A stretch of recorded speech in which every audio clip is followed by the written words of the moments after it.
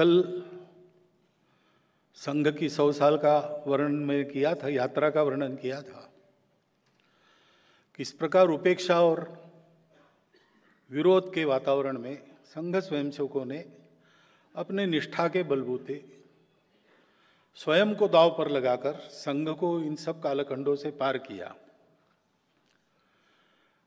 और ये सारा करते समय कई कटु अनुभव आए, विरोध हुआ। ये सारा होने के बाद भी संपूर्ण समाज के लिए उनके हृदय में शुद्ध सात्विक प्रेम ही रहा, आज भी है। यही संघ है, शुद्ध सात्विक प्रेम अपने कार्य का आधार है। और इसलिए आज वो समय नहीं रहा, अनुकूलता है, समाज की मान्यता है, विरोध बहुत कम हो गया है और जो है उसकी भी धार भूतरी हो गई है, उसका परिणाम नहीं होता। परंतु इसमें भी स्वयंसेवक यही सोचता है कि अनुकूलता मिली है तो सुविधाभोगी नहीं होना है, अनुकूलता मिली है इसलिए आराम नहीं करना है। तो संपूर्ण हिंदू समाज को संगठित करने के अपने लक्ष्य को पाने तक सतत चलते रहना है। और चलते रहना है किस तरीके से, तो तरीका मैंने बताया, 4 शब्दों में उसका वर्णन भी होता है। मैत्री, करुणा, मुदिता, उपेक्षा। जो सज्जन लोग हैं उनसे मैत्री करना,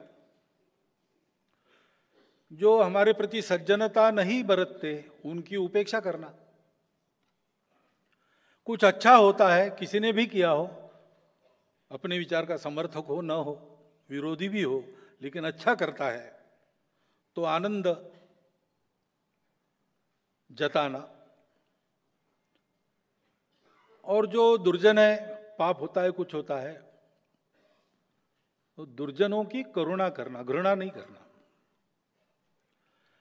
इस प्रकार से ये काम चलता है। और ये काम करते समय जैसा मैंने कहा, स्वयंसेवकों को मिलता कुछ नहीं, संघ में इंसेंटिव नहीं है, डिसइंसेंटिव्स बहुत सारे हैं। जब पूछते हैं लोग कि आपको क्या मिलेगा संघ में आके हमको क्या मिलेगा, तो मैं तो सीधा जवाब देता हूं, तुमको कुछ नहीं मिलेगा, तुम्हारे जो पास है वो भी चला जाएगा। हिम्मत है तो करो, हिम्मत वालों का काम है। लेकिन स्वयंसेवक कर रहे हैं, और इसलिए करते हैं कि ऐसी निस्वार्थ सेवा समाज की करने के कारण उनको जो जीवन में एक सार्थकता प्राप्त होती है, उसका उनको आनंद होता है। और हम जो कर रहे हैं वो सबके हित की बात है, ये अनुभव से वो जानते हैं, उनको तर्क से समझाना नहीं पड़ता है, करते समय उनको अनुभव आता है। और इसलिए आत्मनो मोक्षार्थम जगत हिताय च, अपनी जीवन की सार्थकता के लिए, मुक्ति के लिए और पूरी दुनिया के हित के लिए ऐसा हम काम कर रहे हैं, ये अनुभूति उनको और इस पथ पर सतत परिश्रमशील रहने के लिए प्रेरित करती है। क्योंकि ध्येय के लिए सब स्वयंसेवक है, शुद्ध सात्विक प्रेम का संबंध है, लेकिन वो मोह का संबंध नहीं है, ये व्यक्तिगत प्रेम नहीं है, एक ध्येय के पथिक है। और ध्येय बहुत भव्य है। हमारे पुराने कार्यकर्ता थे दादाराव परमार्थ, अब नहीं रहे। उनको अंग्रेजी में ही बोलने की आदत पड़ी, पहले से दक्षिण भारत में काम किया तो उनकी मातृभाषा मराठी थी, हिंदी भी अच्छा जानते थे, लेकिन शुरू होते थे और 2 लाइनों के बाद अंग्रेजी शुरू होता था। तो उन्होंने एक बार संघ के कार्य का वर्णन एक लाइन में ऐसे किया कि RSS is evolution of life mission of Hindu nation. स्वयंसेवक जानता है हिंदू राष्ट्र के जीवन कार्य का विकास हम कर रहे हैं अपने राष्ट्र में। So what is the life mission of Hindu nation? तो हमारा हिंदुस्तान जो है उसका प्रयोजन ही है विश्व कल्याण। जैसा मैंने कहा, राष्ट्र नेशन नहीं, हमारे यहाँ नेशन स्टेट होता है, हमारा स्टेट के बावजूद बना राष्ट्र है।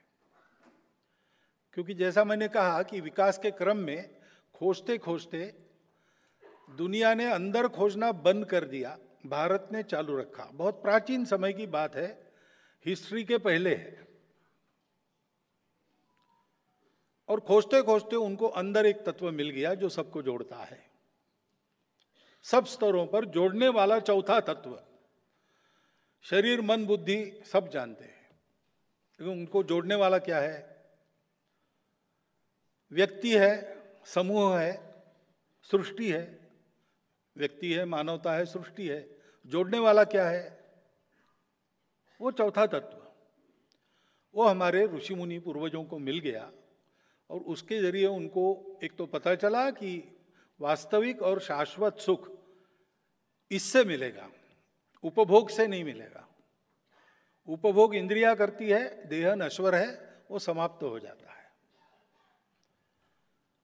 और दुनिया अगर चलनी है तो सब लोग अगर उपभोग के पीछे लगे तो स्पर्धा होती है, आपस में झगड़े होते हैं, दुनिया नष्ट होने की नौबत आती है, जैसा हम आज देख रहे हैं।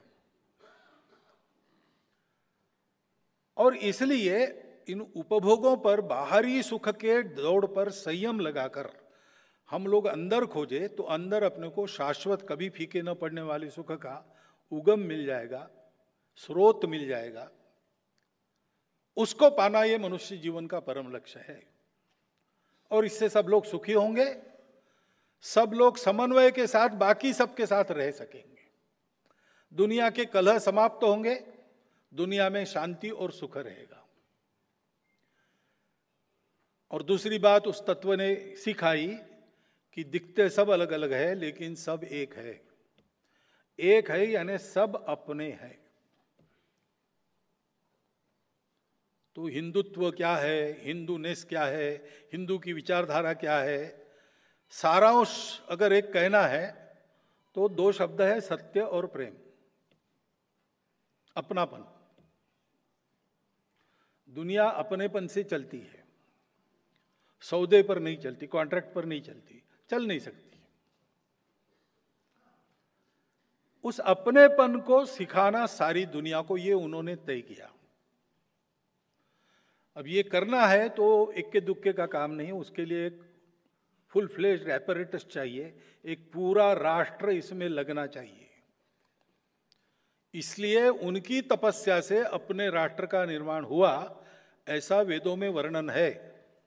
भद्रमिच्छन्त ऋषय स्वरविदहा, विश्व कल्याण की इच्छा रखने वाले, सृष्टि के रहस्य को जानने वाले ऋषियों ने तपो दीक्षाम उपसे दुरग्रे, दुर्धर तप की दीक्षा धारण करके तप किया, ततो उससे राष्ट्रम बलम ओजश्च जातम, हमारे राष्ट्र का, हमारे बल का, हमारे ओज का निर्माण हो। और इसलिए परंपरा से हमारी संस्कृति ने सिखाया है हमको, पूर्वजों का आदेश, एतद् देश प्रसूतस्य सकाशादग्र जन्मनात् स्वम स्वम चरित्रम शिक्षेरन पृथिव्याम सर्वमानव। प्राचीन देश होने के नाते बड़े भाई जैसा इस देश के लोग ऐसा जीवन जिए कि दुनिया का प्रत्येक व्यक्ति आए और जीवन की विद्या भारत के लोगों से सीखे। ये जीवन की विद्या क्या है? तो जीवन में विविधता है, सृष्टि में विविधता है, परस्पर विरोध भी है, वो विविधता है, टकराती भी है।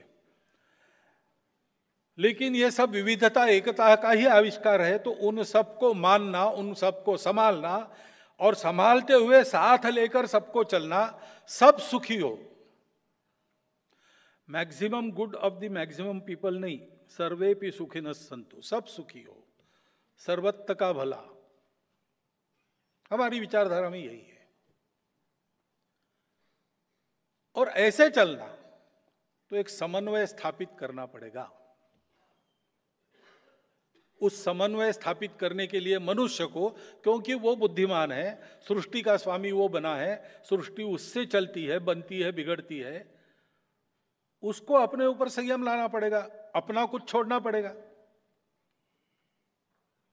कबूतर है और बाज है, बाज का भक्ष्य कबूतर है। बाज कबूतर का पीछा करने लगा। कबूतर शिबी नाम के राजा के पास जाके बैठ गया।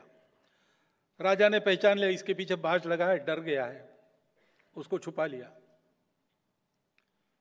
बाज आया, उसने राजा को कहा कि यहाँ एक कबूतर आया था, मुझे भूख लगी, उसको खाने वाला हूं मैं।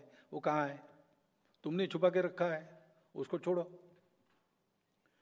तो शिबी राजा ने कहा वो शरणागत है, उसकी रक्षा करना मेरा धर्म है, मेरी प्रजा है, उसकी रक्षा करना मेरा धर्म है, मैं तुमको उसे खाने नहीं दूंगा। अब देखो, सृष्टि में विविधता है और परस्पर विरोधी भी है। एक तरफ बाज है, एक तरफ कबूतर है। कानून से चलते, केवल कानून से, तो बुद्धि का तर्क है। वो क्या कहेगा? या तो कबूतर को मारो या तो बाज को मारो, देयर इज नो सॉल्यूशन।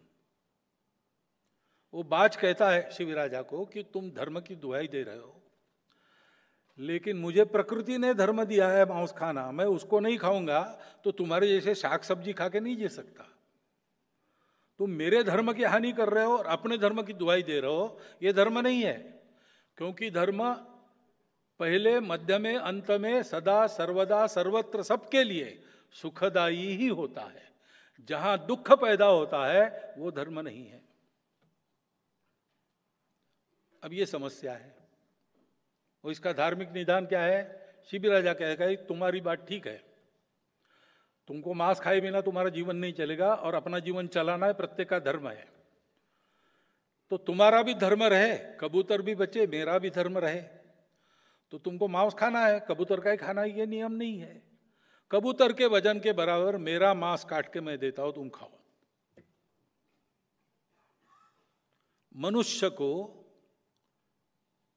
धर्म को रखना पड़ता है, उसके लिए त्याग करना पड़ता है, और धर्म की रक्षा करने से सबकी रक्षा होती है, सारी सृष्टि ठीक चलती है। जो डाइवर्सिटीज है उसका मैनेजमेंट ठीक से होता है, बिना किसी डाइवर्सिटी को समाप्त किए होता है। आज का विश्व अगर हम देखते हैं तो ये बात अभी नहीं है विश्व के पास, भूल गया है विश्व। 300 साढ़े 300 वर्षों के पहले से जो धीरे धीरे जड़वाद बढ़ा और अति पर पहुंच गया, व्यक्तिवाद बढ़ा और अति पर पहुंच गया, केवल जड़वादी और उपभोगवादी विचारों के कारण, कंज्यूमर और क्रैश मटेरियलिज्म के कारण जो जीवन की विधा बनी उसमें भद्रता नहीं रही, संस्कार नहीं रहा। तो हम देखते हैं आज विश्व के देशों की स्थिति, समाज में धीरे धीरे क्या बढ़ रहा है। जो 7 सामाजिक पाप गांधी जी ने कहे थे वो बढ़े हैं, सभी जगह हो रहा है। Wealth without work, pleasure without conscience, knowledge without character, commerce without morality, science without humanity, religion without sacrifice, और politics without principles. Mahatma ji ने कहे हैं ये 7 सामाजिक पाप है। ये पाप सर्वत्र बढ़ रहा है। उपाय क्या है? अगर उपभोग ही जीवन का लक्ष्य है और अगर जड़ दुनिया में सत्य कुछ नहीं है, ये नष्ट होगा, बाद में किसने देखा है, तो फिर जीवन का कुछ अर्थ ही नहीं रहता। क्योंकि जन्मे हम अपनी इच्छा से नहीं है और मरेंगे कैसे हमको पता नहीं है। इन 2 पॉइंट्स के बीच में जीना है और खूब उपभोग करना है, तो जैसे भी जीना है जी लो। किसी को गला काट के किसी के पेट पर पैर देके भी जी लो, उतना ही करना है ना। मृत्यु के बाद कुछ पता नहीं है। तो जंगल का राज होगा दुनिया में, और होता है, ये हमने देखा है। अपना उपभोग ही प्रमुख है, बाकी लोगों का क्या होगा इसकी चिंता मत करो। इसलिए विकास अमर्याद होता है तो पर्यावरण की खराबी होती है। ये जो सारी समस्या आज दुनिया में दिखती है, दुनिया में कलह दिखता है। पहले महायुद्ध के बाद लीग ऑफ नेशंस बनी, दूसरा महायुद्ध फिर भी हुआ, यूनो बनी, तीसरा महायुद्ध सीधा वैसे नहीं होगा, लेकिन नहीं चल रहा है आज, ऐसा हम नहीं कह सकते। दुनिया में अशांति है, कलह है, कट्टरपन बढ़ गया है। जीवन में किसी प्रकार की भद्रता, किसी प्रकार का संस्कार न हो, ऐसी इच्छा रखने वाले लोग वो इस कट्टरता का प्रचार करते हैं। हमारे मत के विरोधी जो बोलेगा उसको हम कैंसल कर देंगे। ये जो नए शब्द आए ना, वोकिज्म वगैरह वगैरह, ये बहुत बड़ा संकट है, सब देशों पर है, अगली पीढ़ी पर है। सब देशों के अभिभावक लोग चिंतित है, बड़े लोग चिंतित है। क्यों? क्योंकि संबंध ही नहीं कुछ, हम सब अलग अलग है, जोड़ने वाला तत्व नहीं है। पर्यावरण का नाश और विकास, मेल कैसे बढ़ाना जानते नहीं, इसलिए चर्चा तो बहुत होती है, उपाय भी बहुत बताए जाते हैं, लेकिन हो रहा है क्या? नहीं हो रहा है। क्योंकि उपाय तब होगा जब हम अपनी आवश्यकताओं पर संयम नहीं डालेंगे, नहीं होगा, संयम करना पड़ेगा। और इसलिए इस एक अधूरी दृष्टि से चल रही दुनिया को 180 डिग्रीज अपने आउटलुक को बदलना पड़ेगा। और वो आउटलुक है धर्म। धर्म यानी रिलीजन नहीं, पूजा पाती, खान पान वगैरह, इन सब से परे धर्म है। मोक्ष के तरफ ले जाने वाले रास्ता यानी रिलीजन है। परंतु सभी रिलीजन्स पर उनको चलाने वाला, religion on the top of religion, वो धर्म है। उसमें विविधता का स्वीकार है। वो धर्म एक संतुलन सिखाता है। हमको भी जीना है, प्रकृति को भी जीना है, मुझे भी जीना है, समाज को भी जीना है। सबकी सत्ता है, अति व्यक्तिवाद नहीं चाहिए, लेकिन व्यक्ति का महत्व है, व्यक्ति की सत्ता है, व्यक्ति की सत्ता है, समाज की सत्ता है, सृष्टि की सत्ता है। उनकी अपनी अपनी जगह है, अपनी अपनी मर्यादा है। उसको पहचान कर संतुलित ढंग से जीवन जीना, संतुलित ढंग से जीवन जीना सिखाना, वो जो नियम है संतुलन का, वो धर्म है। धर्म ये बैलेंस है, वो किसी एक्सट्रीमिटी पर जाने नहीं देता। इसलिए धर्म को हमारे यहां कहते हैं मध्यम मार्ग, द मिडल वे।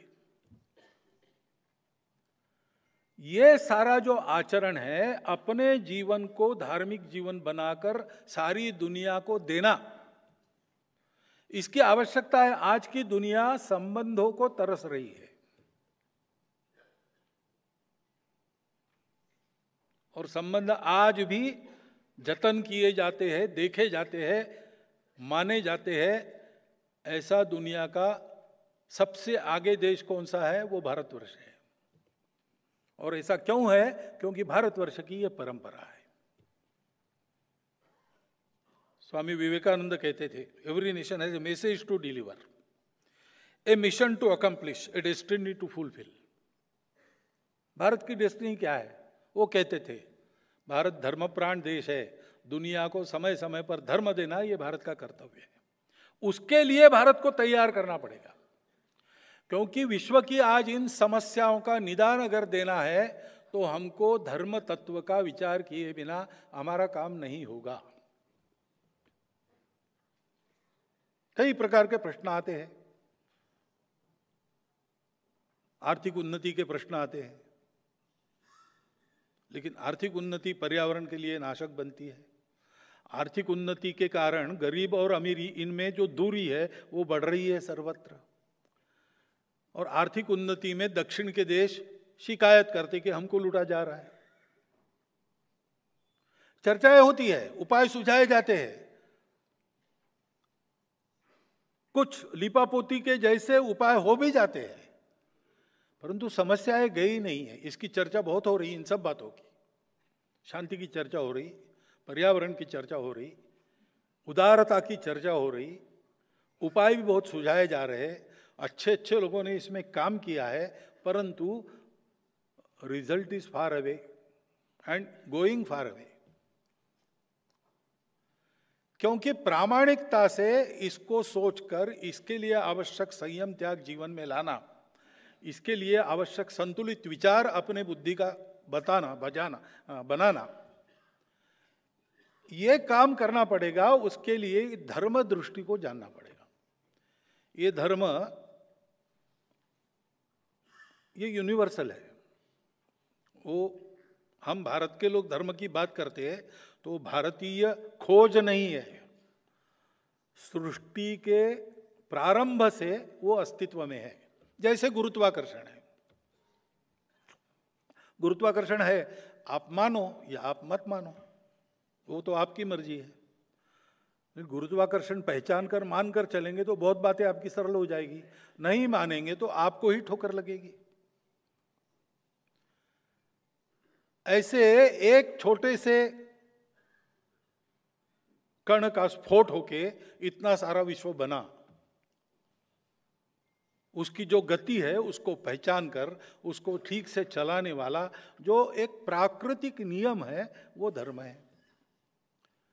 उसको पहचान कर अपने जीवन में एक अनुशासन लाना पड़ता है, संयम लाना पड़ता है, त्याग लाना पड़ता है। और इसलिए यह धर्म विश्व धर्म है। हिंदू समाज संगठित होगा तो क्यों होगा? विश्व धर्म प्रकाशेण विश्व शांति प्रवर्तकई। विश्व शांति का प्रवर्तन करने वाला विश्व धर्म दुनिया को देने के लिए। धर्म सर्वत्र जाना चाहिए, इसका मतलब सब जगह जाके कन्वर्शन नहीं करना है। धर्म में कन्वर्शन होता नहीं। धर्म एक सत्य तत्व है जिसके आधार पर सब चलता है, जिसके आधार पर सब चलता है वही धर्म है। उसको स्वभाव कहते हैं, उसको कर्तव्य कहते हैं। वो पानी का धर्म है जलाना, बहना, अग्नि का धर्म है जलाना, ऐसा हम कहते हैं। तो एक प्राकृतिक गति जो है उसको पहचान के उसके आधार पर पुनर्रचना मनुष्य जीवन की करनी पड़ेगी। वो प्राकृतिक गति पहचान कर चलना यानी धर्म से चलना है। इस धर्म जीवन को देना है, और बाय नॉट बाय प्रीचिंग और conversion, not by preaching, not by conversion, by example, by practice. और इसलिए भारतवर्ष का जो लाइफ मिशन है वो ऐसा जीवन जीना है, ऐसा मॉडल खड़ा करना है जिसका अनुकरण विश्व कर सके, अपने अपने प्रकृति के आधार पर अपने अपने वैरायटी में उसका पुनरुत्पादन कर सके, पुनर्निर्माण कर सके। मुझे याद आता है 91 में मैंने लक्ष्मणराव भिड़े जी, जो उस समय हमारे क्षेत्र के भी प्रचारक थे, उनका एक बौद्धिक वर्ग सुना, एक संघ शिक्षा वर्ग के उद्घाटन में। तो भारत के बाहर रहने वाले लोग थे, उनका था वर्ग। तो उन्होंने उनको कहा कि देखो, सब जवान लोग थे, बिलो 30। उनको कहा कि ये बाहर जो हिंदू संगठन का काम चलता है उसमें आपकी ये तीसरी पीढ़ी है। पहली पीढ़ी ने ये दिखा दिया कि संघ की शाखा सब जगह चल सकती है, जहाज पर शुरू हुई और आज विदेशों में संघ के स्वयंसेवक वहां के हिंदुओं को संगठित करने का काम अलग अलग संगठनों के माध्यम से कर रहे हैं। ये शाखा पद्धति ही लेकर चलते हैं, वो सब जगह अच्छा जीवन उत्पन्न कर सकती है। दूसरा, उन्होंने कहा कि दूसरे पीढ़ी ने ये सिद्ध किया कि संघ के स्वयंसेवक बनने के बाद ये शाखा ट्रेनिंग है उससे मनुष्य अतिरेकी उपभोग, व्यसन आदि आदि बुरी आदतों से दूर रहता है। उसका परिवार अपने प्रकृति के अनुसार चल सकता है। उन्होंने कहा आपकी तीसरी पीढ़ी, आपके कंधे पर यह दायित्व आ रहा है अब कि आपको ऐसा संघ वहां वहां अपने देश का खड़ा करना है, जिसको देख के उस देश के वासी जो है वो कहेंगे हमारा ऐसा एक आरएसएस होना चाहिए, और अपने मूल पर खड़े होकर, अपने प्रकृति के आधार पर, अपने परिस्थिति और प्रकृति के अनुसार वो अपने देश का राष्ट्रीय स्वयंसेवक संघ बनाए। ये प्रोसेस होगा और मुझे बड़ा आनंद है। मैं समझता था एक थियराइजेशन है, कहाँ होगा, लेकिन पिछले बार हमारा संघ शिक्षा वर्ग नागपुर का देखने के लिए कुछ लोग आए थे। उन्होंने जाते समय ये कहा हमारा भी एक आरएसएस होना चाहिए। वो सब देख के ये भारत को करना है, भारत को करना है, क्योंकि भारत उस प्रकृति में अभी भी चलता है।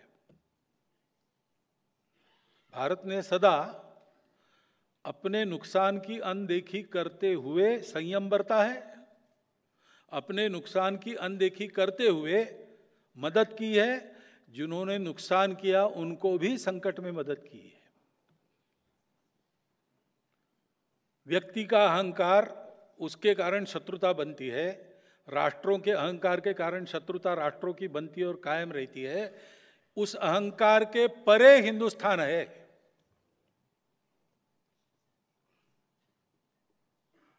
लेकिन व्यक्ति जीवन से लेकर तो पर्यावरण तक सारी बातों में कैसा रास्ता हो, ये दिखाने के लिए भारत के समाज को अपना उदाहरण पेश करना पड़ेगा। अब ये बात 40 साल पहले भी हमारे द्वितीय सरसंघ चालक पूजनीय गुरु जी, उनके भाषणों में कई बार आई है। रज्जू भैया सरसंघ चालक थे, उसके बाद उन्होंने सुदर्शन जी को सरसंघ चालक बनाया। उसके पहले 1-2 प्रतिनिधि सभा पहले उनका प्रतिनिधि सभा ने उन्होंने कहा था कि अब हमको विश्व की बात करनी चाहिए। तो विचार तो पहले से था, परंतु ये विचार बोलने में तो था हमारे, लेकिन हम कहते किसी को, आज जो मैं बोल रहा हूं वो उस समय अगर मैं बोलता, एक तो वो बुलाने से आप आते नहीं,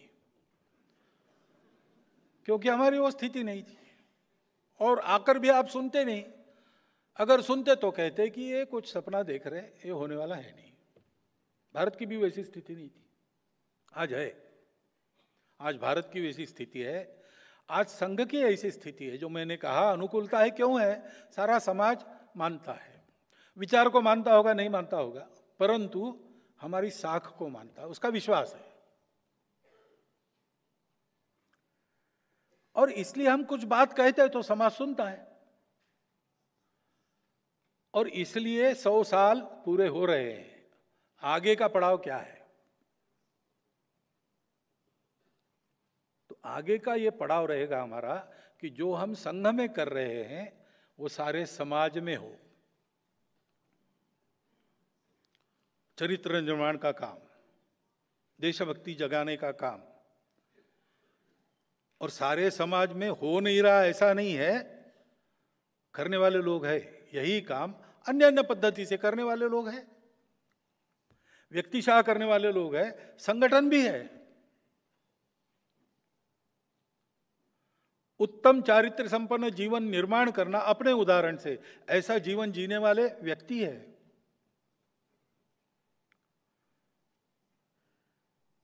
ये है, सामने नहीं आए।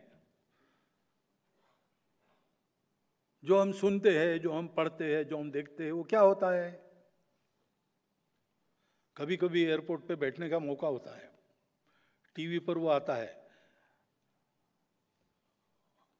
क्या हाफ मिनट एक न्यूज, 100 न्यूज लगातार, उसमें 80% होती है ये घर जल गया, वहां बच्चा मर गया, यहाँ एक्सीडेंट हो गया, इसने उसको मारा, उसने इसको मारा, यही सब होता है। अब ये न्यूज है।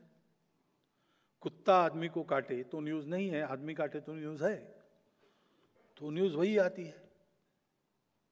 हमको लगता है कि बहुत खराब हो रहा है, बहुत खराब हो रहा है। खराब तो हो रहा है, ये जो सारे 7 पापों के संकट है भारत सहित सब पर है और सबको चिंता करनी पड़ेगी। परंतु भारत में आज जितना बुरा दिखता है उससे 40 गुना ज्यादा अच्छा समाज में है।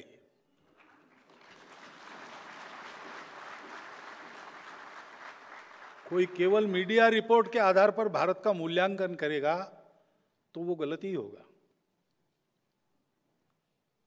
ये हम प्रत्यक्ष जानते हैं, मिलते हैं हमको लोग जो अपना कुछ बिना लाभ के सेवा कर रहे हैं, गरीब लोग सेवा कर रहे हैं।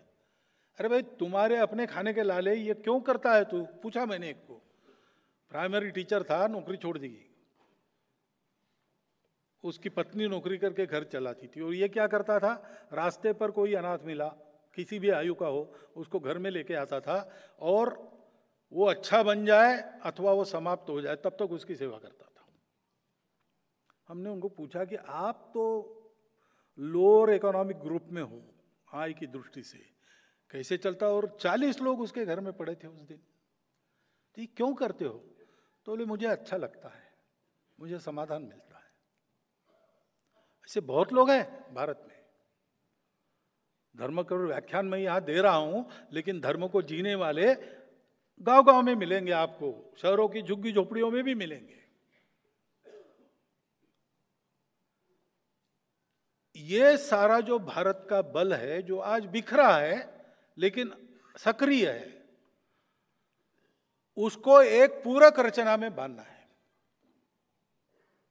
और इसलिए क्या होना चाहिए 100 साल के बाद?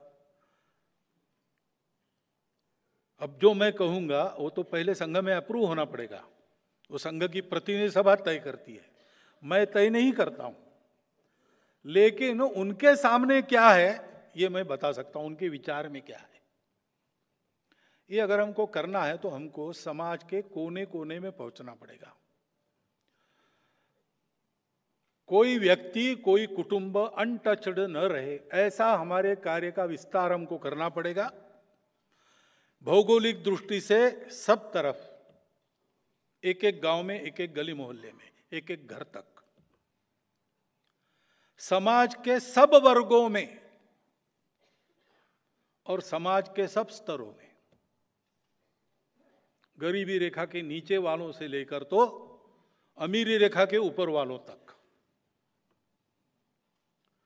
और अपने समाज की इतनी विविधताएं, जाति पंथ संप्रदाय सबकी, उन सब तक ये विस्तार द्रुतगति से करना, जल्दी से जल्दी संपूर्ण समाज में समाज को संगठित करने वाला संघ का उपकरण शाखा पहुंच जाए। वो शाखाएं अपने अपने बस्ती की, अपने अपने गांव की संभाल करे। इस दृष्टि से ऐसा एक संगठन का जाल जल्दी से जल्दी उत्पन्न करना, ये पहली बात रहेगी। उसी के भरोसे सब होगा।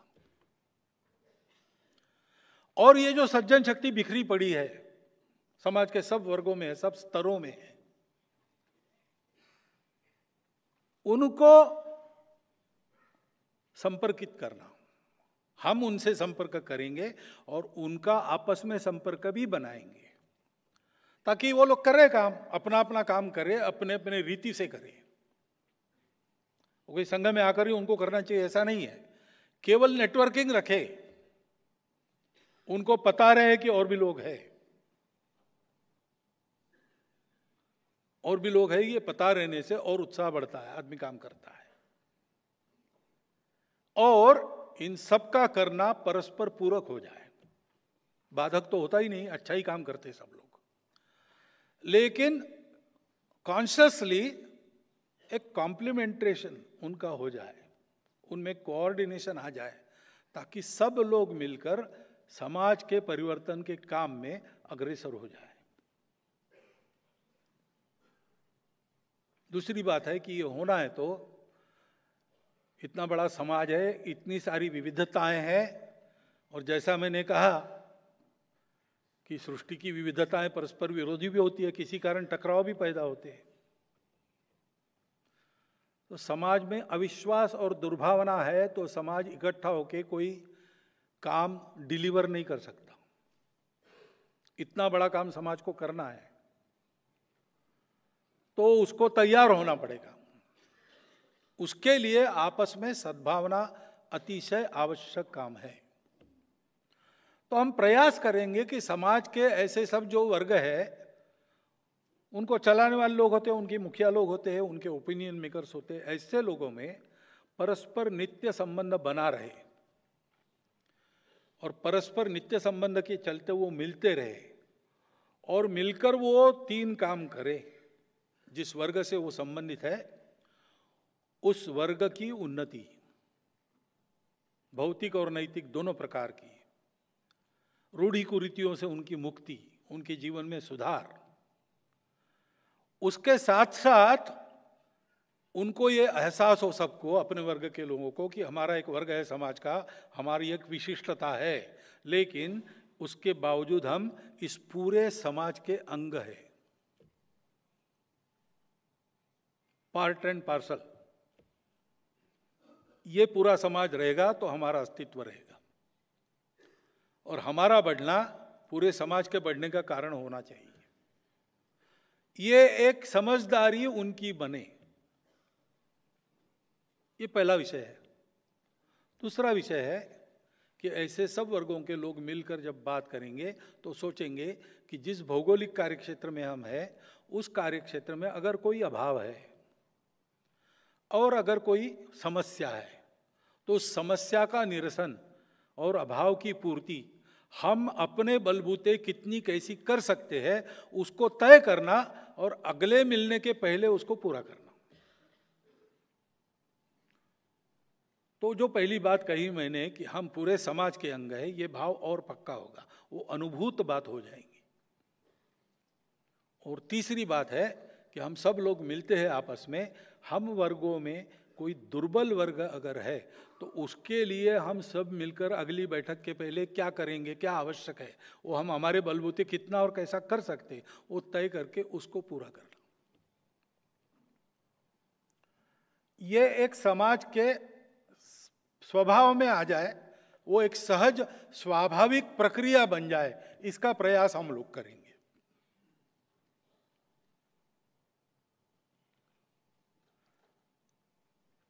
सद्भावना सकारात्मकता की बात आती है, सकारात्मकता भी चाहिए क्योंकि सारा सुन के समाज भी कभी कभी निराश हो जाता है, निराशा नहीं आनी चाहिए। इन दोनों बातों को जब सोचते हैं तो और एक विषय आता है कि अपने देश में, अपने समाज के इतने सारे परंपरा से ही वर्ग है और बाहर से भी वर्ग आए हैं, विशेषकर रिलीजियस वर्ग है। तो बाहर से विचारधाराएं आई, आक्रमण के नाते आई, लेकिन किसी कारण उनको स्वीकार जिन्होंने किया वो तो यहीं के है और आज है, यहीं है। तो विचारधारा भरे रहे विदेशी, क्योंकि हिंदू विचार तो वसुधैव कुटुंबकम वाला होता है, हर रास्ते को अच्छा मानता है, बोलने की बात नहीं है। संतों ने साधना करके दिखा दिया, रामकृष्ण परमहंस ने और इस्लाम की, ईसाइयत की भी साधना की और कह दिया कि वो भी वहीं पहुंचते हैं, जो तो मत तो पथ। तो समाज का सामान्य स्वभाव ऐसे विचार करने का है। लेकिन जो दूरियां बनी है वो दूरियां पाटने के लिए दोनों ओर से कुछ करने की आवश्यकता है। वो होने के लिए कुछ संवाद बने, परस्पर दर्द समझ ले, परस्पर के प्रति दूरी, विश्वास, दूरी बनी है, अविश्वास जो है उसको पाट कर निशंक होकर सब लोग एक देश के, एक समाज के, एक राष्ट्र के अंग के नाते अपनी विविधताओं के बावजूद समान पूर्वजों के वंशज, समान संस्कृति की विरासतदार बनकर आगे बढ़े। ये तो सद्भावना और सकारात्मकता के लिए अत्यंत आवश्यक बात है। उसमें भी हम संभल संभल के, सोच समझ के एक एक कदम आगे बढ़ाने की बात कर रहे हैं। ये सब संशोधकों के विचार में है। और अभी मैंने इतना दिया कि धर्म दृष्टि लेके ऐसा विकास होगा, वैसा, तो भाई होगा, ये थियरी ठीक है, उदाहरण दिखा दो।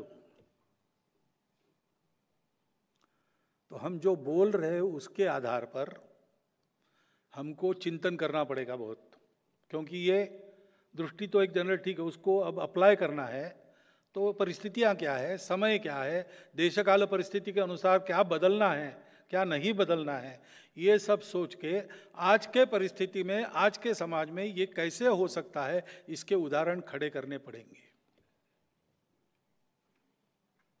ये अपने देश को भी करना पड़ेगा राष्ट्रीय स्तर पर, क्योंकि अगर विश्व को ये रास्ता मिलना है तो एक पूरा देश इन तत्वों के आधार पर कैसे चल सकता है। इन मूल्यों को कायम रख के उसका देशकाल परिस्थिति अनुरूप प्रतिमान क्या होगा, अर्थनीति की बात आती है।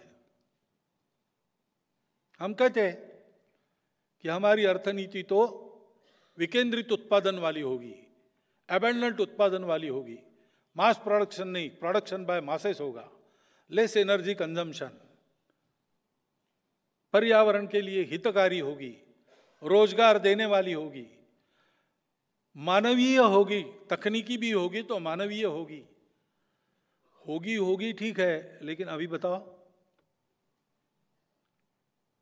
तो इसके प्रतिमान खड़े करने में स्वयंसेवक लगे हैं पहले से।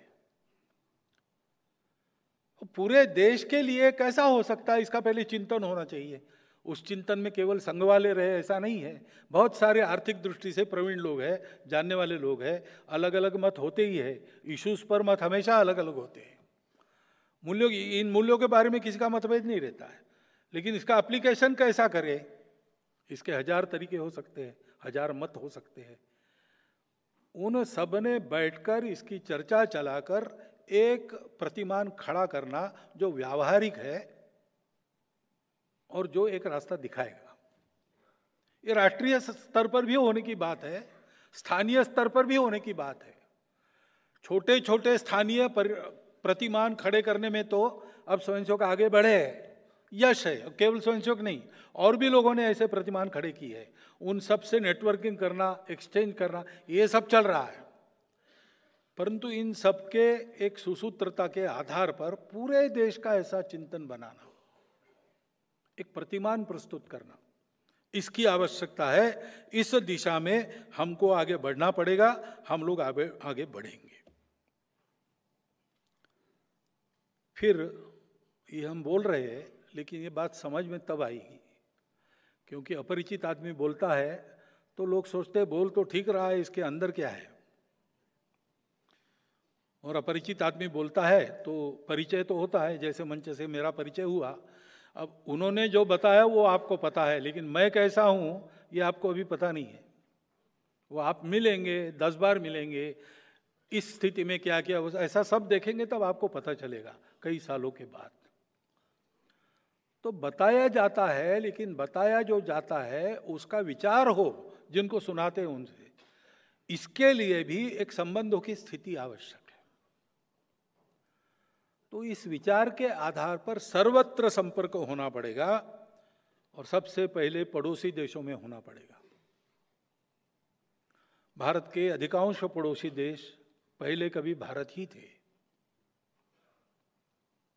लोग वही है, ज्योग्राफी वही है, नदियां वही है, जंगल वही है, सब कुछ वही है, बस नक्शे पर रेखाएं खींची गई।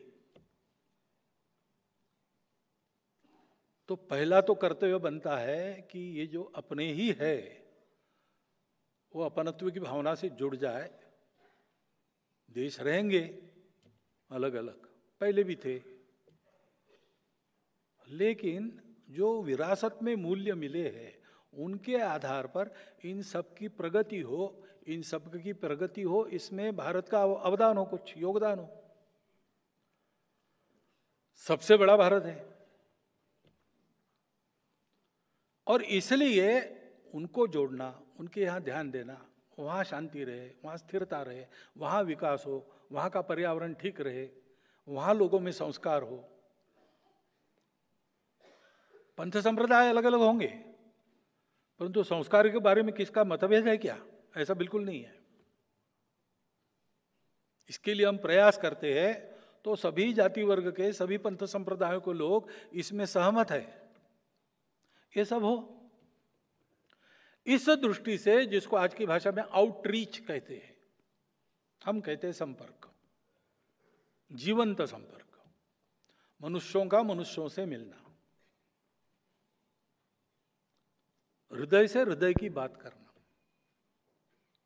Man to man contact, heart to heart talk, यह शुरू होना चाहिए। उसमें से जो विकसित होगा, उस वातावरण के चलते ये संबंध परस्पर पूरक बनेंगे, अच्छे बनेंगे, विश्व के लिए उपकारक बनेंगे। इस दृष्टि से हम क्या कर सकते हैं, ये भी स्वयंसेवकों के मन में चलता है। अब ये सब करना है तो मुख्यतः जो भारतवर्ष आज है उसके समाज की गुणवत्ता काम करेगी, उसका जो चित्र दिखेगा। नहीं तो हम ये भाषण तो हम कर सकते हैं, लेकिन लोग कहेंगे आपके यहाँ क्या है, आपके यहाँ कैसा है। तो शुरू तो अपने घर से करनी पड़ेगी। इसलिए इस हमारे विस्तार के आधार पर हमने सोचा है कि एक संगठित कार्यशक्ति खड़ी हो, और संगठित कार्यशक्ति के आधार पर समाज का परिवर्तन हो।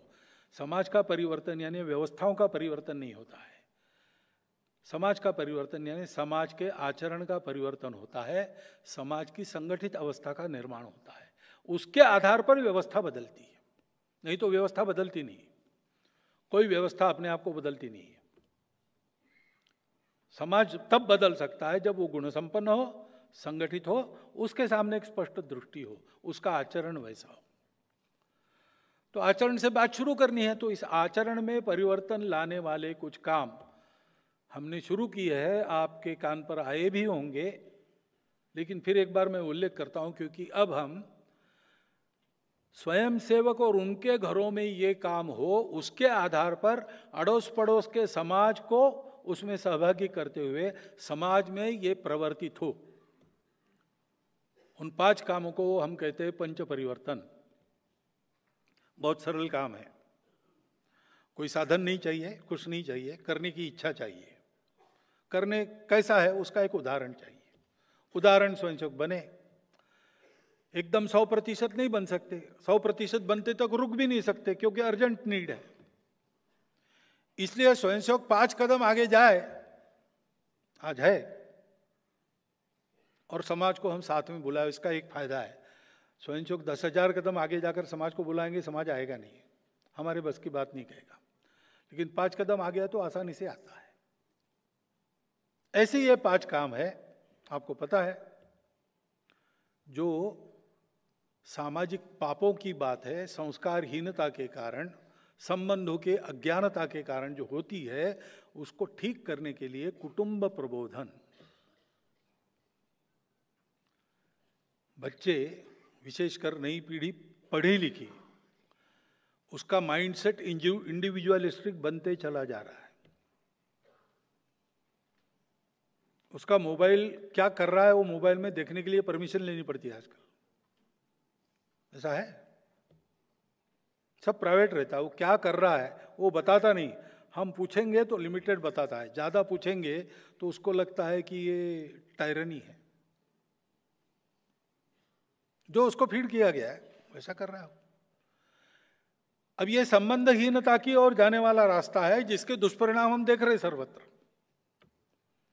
उसको ठीक करना है तो बचपन से अपने परिवार में उसको इसका ज्ञान होना चाहिए। और इसलिए परिवार के सब लोगों ने सप्ताह में एक बार बैठना, निश्चित समय पर घर पर रहना, श्रद्धानुसार भजन करना, घर में बनाया हुआ भोजन मीन मेख निकाले बिना करना, और उसके बाद 3-4 घंटा गपशप करना। डिक्टेशन कुछ नहीं देना, गपशप करना। और उसमें हम कौन है, हमारे पूर्वज कौन थे, हमारी कुल रीति क्या है, अपने घर की रीति क्या है, क्या भद्र है, क्या अभद्र है, ये जो चलता आया है, उसमें आज के समय में क्या क्या टिक सकता है, क्या क्या हो सकता है, क्या क्या आवश्यक है, जो बदलना चाहिए वो क्या है। इसके आधार पर अपने घर में आज कैसा है उसको कैसा होना चाहिए, इसकी कुछ सहमति बनी तो उतनी बात को लागू करना। हर हफ्ते बैठना, सबने बैठना। दूध पीता बच्चा भी है, उसको कुछ समझ में नहीं आएगा, लेकिन वो वहां रहे। श्रवण संस्कार भी एक होता है। माता पिता में ध्यान नहीं रखना कि जो अपने को चाहिए वो होना है, तो पहले खुद को वैसा बनना पड़ेगा। बच्चे इस चर्चा में प्रश्न पूछेंगे, उत्तर देने के लिए अपनी तैयारी चाहिए, लेकिन बैठना गपशप करना। दूसरी बात, अपना देश, अपना राष्ट्र हमारा सबका मिलकर एक स्वत्व है, उसका परिचय, हमारे पूर्वजों के आदर्श क्या थे, ये जो सारी दृष्टि है वो तो हमारी परंपरा की दृष्टि है। उसका काल सुसंगत विवरण, इतिहास आदि बताना, अच्छी कहानियां बताना। हमारे घर में हम इसमें से क्या लागू कर सकते हैं, इसकी सहमति बनाना और लागू करना। और तीसरी बात है कि रोज मैं मेरे लिए कमाता हूं, मेरे परिवार के लिए कमाता हूं, खर्चा भी करता हूं। रोज मेरा समय भी मैं मेरे लिए, परिवार के लिए खर्चा करता हूं। मैं और मेरा परिवार जिसके कारण है, उस अपने राष्ट्र के लिए, समाज के लिए, धर्म के लिए हम क्या करते हैं? रोज छोटे छोटे काम है, बच्चे भी कर सकते हैं ऐसे काम है। 9वीं में पढ़ने वाली लड़की, वो अपने कॉलोनी में जो काम करने के लिए कर्मचारी आते हैं, उनके बच्चों को वो सिखाती है।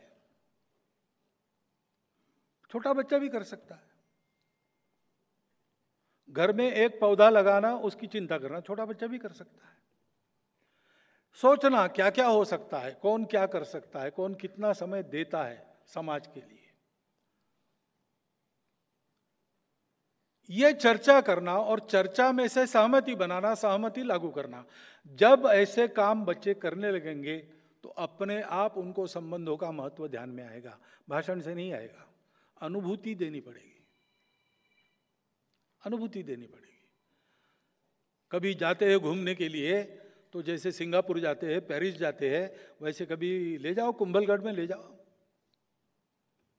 कारगिल की सीमा दिखा के लाओ।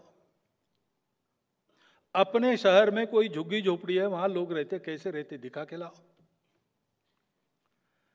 सेंसिटाइज करने से बच्चे इन बातों को बहुत मूलतः सत्प्रवृत्त होते, वो इधर ही जाएंगे।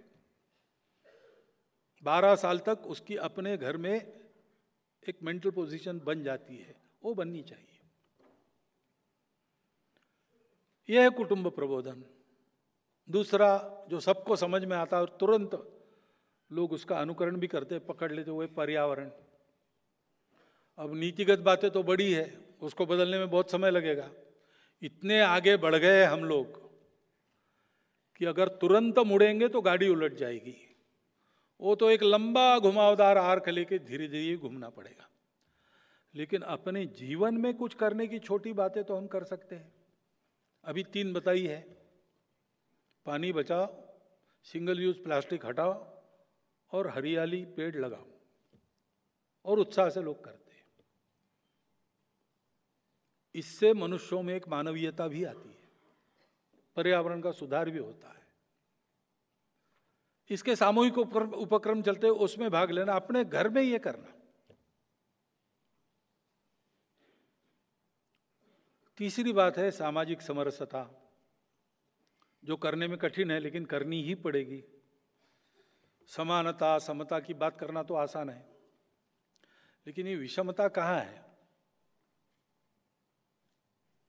व्यवस्थाएं विषमता वाली क्यों बन जाती है? मनुष्य बनाता है। ये विषमता मनुष्य के मन में है।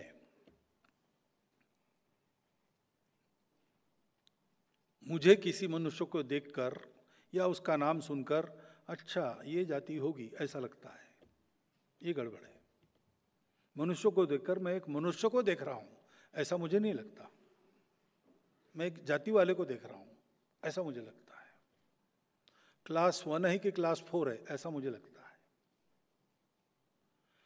इसको मन से जाना चाहिए तो इसके लिए कुछ व्यवहार करना पड़ेगा। और इसलिए जिस इलाके में हम रहते हैं, हमारा संचार है, जाना आना है, उठना बैठना है, कार्यालय हो, अपना ऑफिस हो, अपनी बस्ती हो, वहां जितने प्रकार के लोग रहते हैं, हम तो पूरे समाज को एक ही मानते हैं, लेकिन लोग उसमें प्रकार मानते हैं, जात पात मानते हैं, सब बातें मानते हैं। जातिगत विषमता की समस्या है।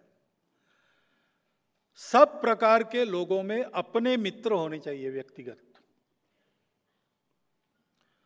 और उनके कुटुंबों में अपने कुटुंब की मित्रता होनी चाहिए। उनका घर में आना जाना, उठना बैठना, पर्व त्योहारों पर सुख दुख में सहभागी होना, जैसे मित्रों का चलता है वैसे हमारा और हमारे परिवार का सब प्रकार के परिवारों में, सब प्रकार के लोगों में होना चाहिए। आज शुरू करो, 3-4 साल में पूरा बन जाएगा, लेकिन शुरू करना पड़ेगा, सबको करना पड़ेगा। और जहां अपना एक ऐसा समूह बन जाता है, उसकी साख है, वो कहेगा तो बातें होती है, वहां पर मंदिर पानी स्मशान में कोई भेद नहीं होना चाहिए, वो सबके लिए है।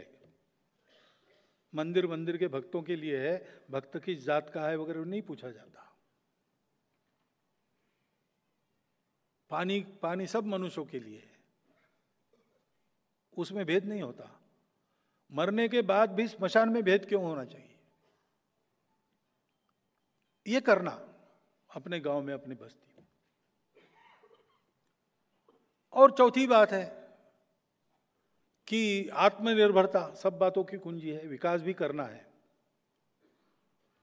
तो हर बात में अपना देश आत्मनिर्भर होना चाहिए, अपने घर से शुरू करना। जब ये स्वदेशी की बात करते हैं तो लगता है कि विदेशों से संबंध नहीं रहेंगे, व्यापार, ऐसा नहीं है।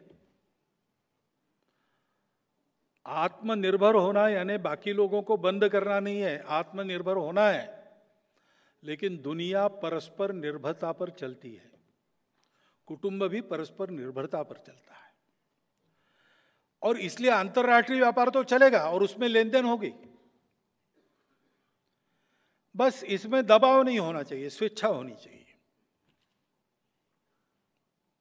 और इसलिए स्वदेशी का पालन करना यानी क्या है, जो घर में बनता है वो बाहर से नहीं लाना।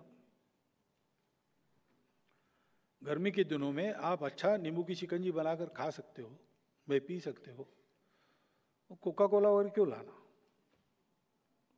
या स्प्राइट भी, बाहर का पेय क्यों लाना, अपने घर का लाना। पिज्जा वगैरह के घर में बहुत अच्छा भोजन मिलता है, पोषक भोजन मिलता है, उसके अच्छे परिणाम स्वास्थ्य पर होते हैं, सारे डॉक्टर लोग जानते हैं और बताते भी है। लेकिन बार बार, हाँ एक आध बार गए मजा करने के लिए पिज्जा खाया, चल सकता है, उतना उसमें लचीलापन रखना चाहिए, लेकिन हर इतवार को बाहर जाके खाना क्यों खाना, ऐसा नहीं करना है। ऐसी कुछ बातें, और जो अपने गांव में होता है बाहर से लाने से अपने गांव के रोजगार को मार पड़ती है। अपने गांव का खरीदो, अपने राज्य में कार्य बनती है वहीं से खरीदो, सस्ती मिलती है इसलिए बाहर के राज्य से क्यों खरीदते हो। हरियाणा से सस्ता पेट्रोल ऐसा बोर्ड मिलता है कभी कभी, अरे भाई हम जहां के हैं वहां का खरीदो,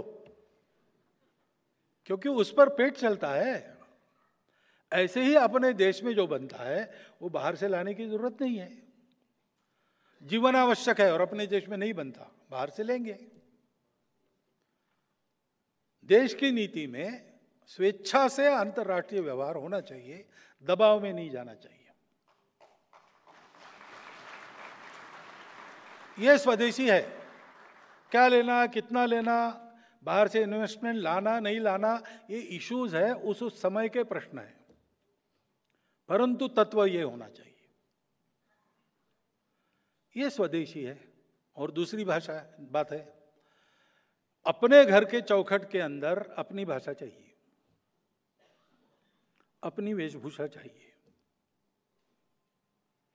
स्वभाषा स्वभूषा, भाषा भूषा भजन भोजन, अपने घर के अंदर अपना चाहिए, अपनी परंपरा का चाहिए। भ्रमण और भवन भी, अपना भवन अपनी परंपरा से होना चाहिए। बहुत अच्छा घर बनाया और पूजा घर नहीं बनाया तो हिंदू परंपरा का घर नहीं होगा। पूजा घर रहता है, अच्छे स्थान पर रहता है। पूजा घर बनाने को कहा तो कर रहे, तो सीढ़ी के नीचे तो त्रिकोण आता है ना, उसमें बना दिया, ऐसा नहीं करना। ठीक से भाषा भूषा भजन भवन भ्रमण भोजन, भ्रमण यानी वही मैंने कहा कि कुंभलगढ़ लेके जाओ लोगों को, जाओ पेरिस सिंगापुर भी देखो, दुनिया देखनी चाहिए, लेकिन कुंभलगढ़ भी देखो और झुग्गी झोपड़ी भी देखो, अपने लोग हैं वहां रहने वाले, अपने बंधु हैं। कल हो सकता है उसमें से एक आधा अरबपति बने और अपने सामने बड़ी बिल्डिंग बनाए। इस अपनत्व के साथ अपने घर के चौखट के अंदर अपना व्यवहार करना, ठीक है, फुल पैंट में रहना पड़ता है, पाश्चात्य वेश में रहना पड़ता है, कोई विरोध नहीं। वैसे देखा जाए तो अपना वेश पराया वेश नहीं होता, जो विधिवत कन्वीनियंट है वो पहनना, परंतु हमको धोती पहनने आती ही नहीं, ऐसा नहीं होना चाहिए। हमारे देश के आबोहवा के अनुसार हमारी ये परंपरागत वेश बने हैं, कम से कम पर्व त्योहारों पर उसको पहनना चाहिए। ये स्वबोध है। अपना हस्ताक्षर हम कर नहीं सकते अपनी भाषा में, छोटी बात है, बदल दो। अगर अंग्रेजी में करते हो तो अपनी भाषा में करो, जहां आवश्यक है वहां अपनी भाषा की शब्द प्रयोग करो। ये वृत्ति है, स्व का बोध होने से जो आदमी बनता है, स्व के आधार पर ही प्रगति होती है। ये चौथा है। और पांचवा है, हर हालत में संविधान, नियम, कानून, इसका पालन करके चलना। कोई भड़काऊ बात हो गई, कानून हाथ में नहीं लेना। उसने हमको चिढ़ाया, उसमें हमारा अपमान किया, उसने हमारे श्रद्धा को गाली दी, इसलिए हम उसको, ये नहीं, ये है ना तो ये गुनाह है, गुनाह है, पुलिस में जाओ। पुलिस कुछ करे इसके लिए थोड़ा सा छोटा सा आंदोलन करना पड़े, करो। तरीके हैं, ये सारे विरोध करने के तरीके हैं। अपवाद केवल एक है, अभी सामने प्राण पर ही संकट है, कुछ किया नहीं तो मारा ही देगा, तब तो आत्मसंरक्षण का अधिकार सबको है, परंतु ऐसा बहुत कम बार होता है। ऐसा एकाध मौका एकाधे की जिंदगी में आता है, तब की बात होती है। लेकिन सामान्य रूप से कुछ भी प्रोवोकेशन हुआ कि तुरंत टायर जलाओ, पत्थर फेंको, ये नहीं होना चाहिए। हाथ में कानून लेके बात नहीं करनी चाहिए। इसका लाभ लेते हैं उपद्रवकारी लोग, इसका लाभ लेते हैं, हमको तोड़ने में इसका उपयोग करते हैं। वो प्रोवोक नहीं होना और गैर कानूनी आचरण नहीं करना, अपने बिल समय पर भरना, लाइसेंस आदि एक्सपायर होने के पहले रिन्यू करना, ये सब अपने देश के लिए करने के काम है। दैनंदिन जीवन में देशभक्ति क्या होती है? एक जमाना था तब देश के लिए फांसी झूलना पड़ता था, तो हंसते हंसते फांसी गए अपने पूर्वज। लेकिन आज देश के लिए 24 घंटा जीने की जरूरत है, और वो जीना ऐसे होता है छोटी छोटी बातों में भी समाज का, देश का, सबका ख्याल करके अपने आप को रखना। मैंने एक लोटा पानी डाला तो क्या होगा? अकाल पड़ा तो राजा ने कहा कि शिव जी का अभिषेक करो दूध से, सब लोग एक एक लोटा दूध लेके आओ। तो एक चतुर आदमी था, उसने सोचा सब लोग दूध डालेंगे, मैं एक लोटा पानी डालूंगा, किसको समझ में आएगा? तो गया, देखता है तो सब पानी ही है वहां, क्योंकि सभी लोग अक्लमंद थे। ऐसे विचार नहीं करना है। मेरे से शुरू होगा, मेरे घर से शुरू होगा, समाज में जाएगा, समाज में जाएगा तो भारत में आएगा, भारत दिखेगा तो फिर दुनिया देखेगी, तो फिर हमारी इन बातों में कुछ दम है ऐसा उनको लगेगा। इस दिशा में समाज को अग्रसर करने का काम करना हमारे संघ ने ये करना चाहिए, हम इसको करेंगे। इस प्रकार की चर्चा स्वयंसेवकों में चल रही है। उस चर्चा के बाद निर्णय होगा, और निर्णय में इतना लग रहा है लोगों को इसमें से कई बातें तो होगी, पंच परिवर्तन बात तो होगी ही होगी, लेकिन बाकी भी बातें मैंने की है उस दिशा में आज नहीं कल होना है। आज होना है कि नहीं उसका निर्णय हमारी प्रतिनिधि सभा करेगी, हमारी सरकार आज ही बताएंगी। परंतु ये सब करना है क्योंकि भारत बने, हम रहे या ना रहे, भारत ये रहना चाहिए। ये मेरे लिए भी रहना चाहिए, आपके लिए भी रहना चाहिए, ये भारत के अपने लिए भी चलना, ये दुनिया के लिए भी रहना चाहिए, क्योंकि इस धर्म को देने वाला दूसरा नहीं है, हमको देना पड़ेगा। ये हमारा काम है, अहंकार नहीं इसमें करना। हम कोई तिस्मार खा है सारी दुनिया को छड़ी लेके सिखाएंगे, ये विश्व गुरु पद नहीं है। विश्व गुरु पद है अत्यंत विनम्रता से जाना, अपने आचरण से सिखाना। एक बंगाली कविता में कहा है, हिंदू कीर्ति सिंधु मतित अमृत भांड हाथी, बाहिरे विश्व तव वीर सूत तुम्हारे आशीष मांगे। हे भारत माता, तुम्हारी कीर्ति से मथित ये पात्र लेकर बाहर विश्व में तुम्हारे जो लोग हैं, तुम्हारे जो पुत्र है, वो तुमको आशीर्वाद मांग रहे। तादेर मुखेर मधुमय बानी सुने थेमे जाए शोभानानी। उनकी मधुर वाचा सुनकर विश्व के कलह समाप्त हो रहे। से महादिनेर महा इतिहास चित्त भोरिया, ऐसा इतिहास जिस दिन बनेगा उसको चित्त भर के श्रवण करो। भारत का ये विश्व में समय समय पर अवदान होना, ये ईश्वरीय योजना है। उसके लायक हम सबको बनना है, अपने देश को बनाना है। और राष्ट्रीय स्वयंसेवक संघ इसीलिए है the evolution of life mission of Hindu nation. और इसलिए ये किसी का है और किसी का नहीं, ऐसा नहीं है, सबका है। मत मतांतर अनेक होते हैं, पार्टियां अनेक होती है, स्वार्थ अलग अलग होते हैं, इन सब से परे जाकर केवल और केवल देश का तेरा वैभव अमर रहे मां, हम दिन चार रहे न रहे, इस प्रकार का विचार करके अपनी सारी योजना करके संपूर्ण समाज को ही संघ बनाने का ये काम है। संघ को ये अहंकार नहीं है, संघ को ये चाहिए भी नहीं कि कल क्रेडिट बुक में लिखा जाए कि ये संघ के कारण हुआ। संघ चाहता है कि इस देश के समाज ने एक ऐसी छलांग लगाई, ऐसी छलांग दिखाई, जिसके चलते भारत का कायापलट तो हुआ ही, संपूर्ण विश्व में एक सुख शांतिपूर्ण नई दुनिया खड़ी हो गई। ये करने के लिए संघ का काम है। इसको आप संघ के अंदर आके देख सकते, जो मैं बोल रहा हूं वो सारा वहां है।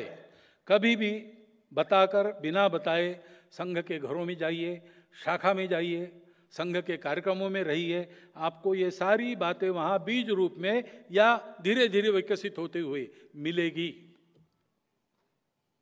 मैं ये जो सब बता रहा हूं संघ का प्रचार करने के लिए नहीं बता रहा हूं, मैं ये सब बता रहा हूं संघ क्या है आपको बता रहा हूं। ये फैक्ट्स है।